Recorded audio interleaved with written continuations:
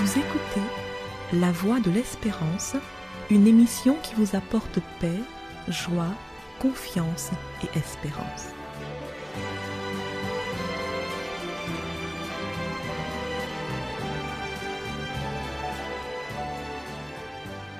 Bonjour la Guyane et bonjour à tous depuis la Guyane.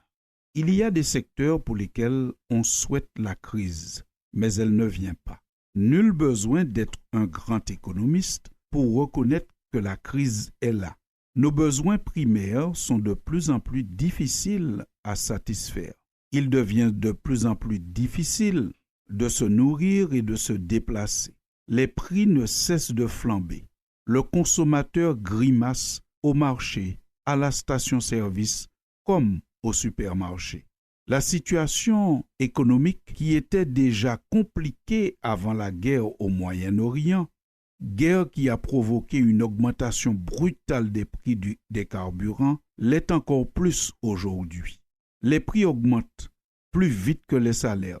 La récession s'installe. Chacun cherche à faire des économies, achète moins et consomme différemment. La conséquence, il y a de plus en plus de faillites dans les entreprises et forcément le chômage augmente. Malheureusement, une industrie ne connaît pas la crise et pourtant, une crise de cette industrie ferait le plus grand bien à la terre entière.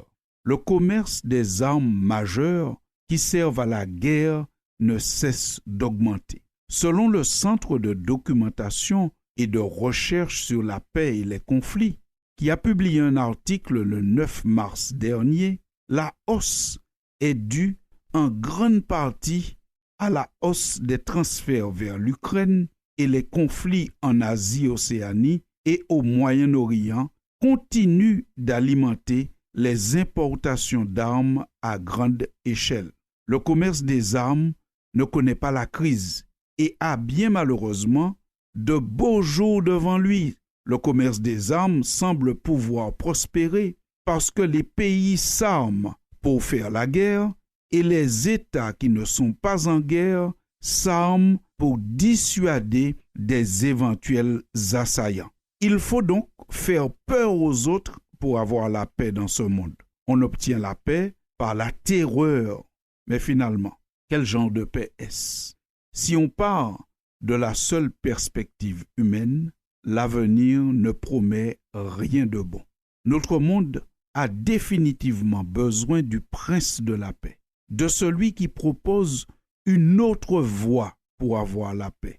Ce que propose Jésus, le prince de la paix, c'est non pas de faire peur aux autres pour obtenir la paix, mais c'est de pouvoir accorder à l'autre le droit d'exister, de pouvoir lui accorder l'accès aux ressources indispensables à la vie et le droit d'avoir un espace pour vivre, un territoire. Ce que Jésus propose, c'est de respecter la propriété d'autrui, de respecter les croyances de l'autre, ses valeurs, et de lui permettre de les exprimer et de les vivre.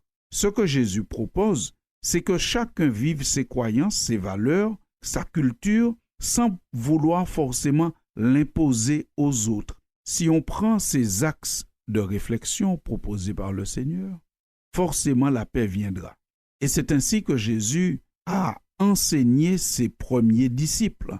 L'évangile de Luc nous raconte qu'un jour, Jésus cheminait vers Jérusalem. Il était accompagné de ses apôtres et en chemin, dans un village, on ne l'a pas reçu. Deux de ses disciples, Jacques et Jean, voyant cela, dirent « Seigneur, veux-tu que nous commandions que le feu descende du ciel et les consume ?»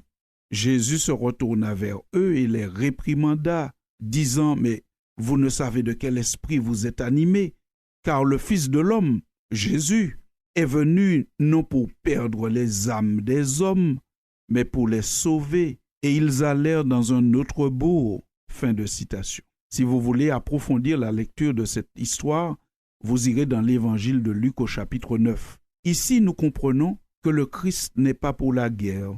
Il n'est pas pour qu'on puisse s'approprier le territoire des autres parce qu'ils ne sont pas d'accord avec nous ou parce qu'ils possèdent un bien qu'on convoite. Le Christ est le prince de la paix.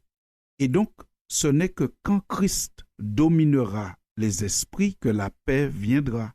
Prions donc pour la crise et même la faillite de l'industrie des armes de toutes sortes. Peu d'espoir de paix tant que la mentalité générale ne change pas, tant que Jésus ne devienne le principal influenceur des hommes et particulièrement de ceux qui dirigent les nations, qui orientent les décisions politiques, mais aussi les personnalités influentes qui exercent une direction sur les modes et les mœurs. Tant que ces personnes ne changeront pas d'influenceurs, la paix risque de ne pas venir dans ce monde.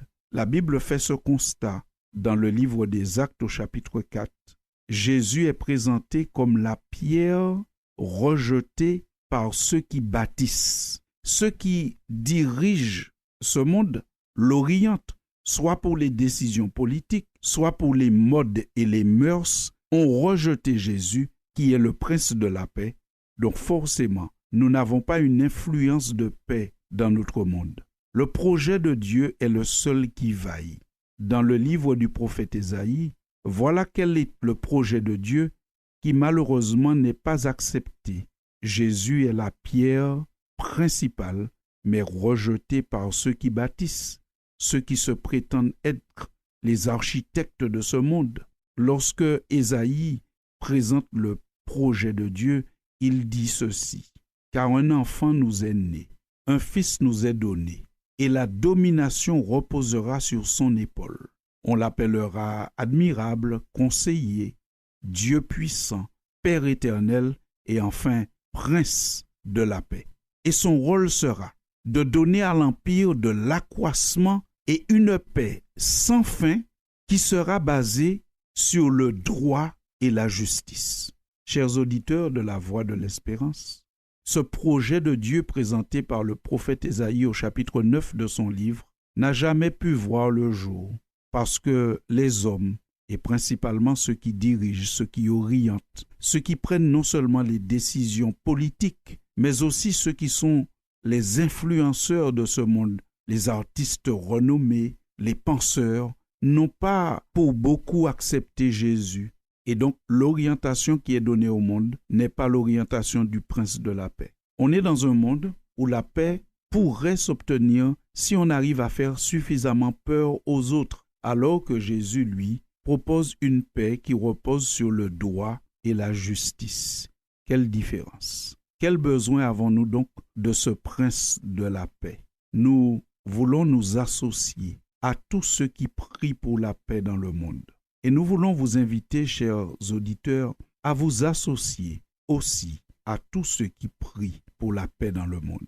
Mais reconnaissons-le, la paix dans le monde passe forcément par l'intégration dans ce monde, dans ses politiques, dans ses modes, dans ses mœurs, l'intégration de Jésus et de son message de paix, son message d'amour, son message de respect réciproque. Prions donc pour que Christ trouve sa place dans nos cœurs et aussi dans les cœurs de ceux qui dirigent le monde. Orientation politique, mais de ceux aussi qui orientent les modes et les mœurs, afin que notre monde trouve le chemin de la paix. Chers auditeurs, merci pour votre attention et à très bientôt pour une prochaine chronique. C'était La Voix de l'Espérance, une émission préparée par l'Église adventiste du 7e jour. Si vous désirez avoir une copie de la causerie d'aujourd'hui, demandez-la. Elle vous sera donnée gracieusement. Écrivez à La Voix de l'Espérance, boîte postale 169 97 324, Cayenne, CEDEX, ou téléphonez au 0594 25 64 26. Merci chers auditeurs et à bientôt.